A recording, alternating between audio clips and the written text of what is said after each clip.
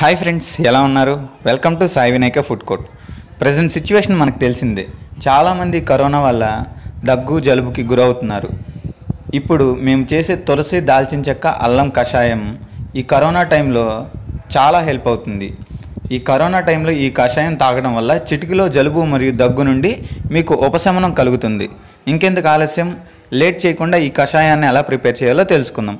ముందుగా ఈ కషాయానికి కావాల్సిన పదార్థాలు ఏంటో తెలుసుకుందాం. ముందుగా కొద్దిగా తులసి ఆకులు, కొద్దిగా పుదీనా ఆకులు, అంతేకాకుండా ఒక 2 టేబుల్ స్పూన్ జీలకర్ర, కొద్దిగా దంచిన అల్లము, మిరియాల పొడి, 4 లవంగాలు, దాంతోపాటు ఒక 2 దాల్చిన చెక్క అన్నమాట.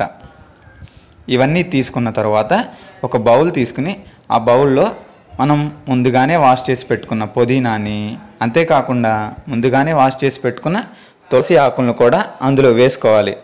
వేసుకున్న తర్వాత మనం ముందుగానే తీసుకున్న దాల్చిన చెక్కని, దాంతోపాటు లవంగాలని దాంట్లో వేసుకోవాలన్నమాట. లవంగాలు కూడా వేసుకున్న తర్వాత అల్లాన్ని కూడా అందులో వేసుకోవాలి. అల్లం దంచి వేసుకోవాలి, పచ్చి అల్లం అలాగే వేసుకోకూడదు. అల్లం వేసుకున్న తర్వాత జీలకర్రని, మిరియాల పొడిని కూడా అందులో వేసేసుకుని ఒక లోటా వాటర్ అందులో పోయాలన్నమాట. చూస్తున్నారు కదా ఫ్రెండ్స్, ఈ మిశ్రమం ఎలా చేయాలో. నీళ్లు కూడా అందులో పోసేసిన తర్వాత మనం స్టవ్ ఆన్ చేసి స్టవ్ పైన ఈ బౌల్ పెట్టాలన్నమాట. చూస్తున్నారు కదా ఫ్రెండ్స్, ఇలా పెట్టాలన్నమాట. ఈ బౌల్లో లోటా వాటర్ పోసాం కదా, ఇవి బాగా మరిగేంత వరకు ఉంచి మనం తీసుకోవాలన్నమాట. చూస్తున్నారు కదా ఫ్రెండ్స్, ఎలా మరిగించాలో. ఇలా మరిగించడానికి మినిమం 20 మినిట్స్ పొయ్యి మీద ఇలా ఉంచాలి.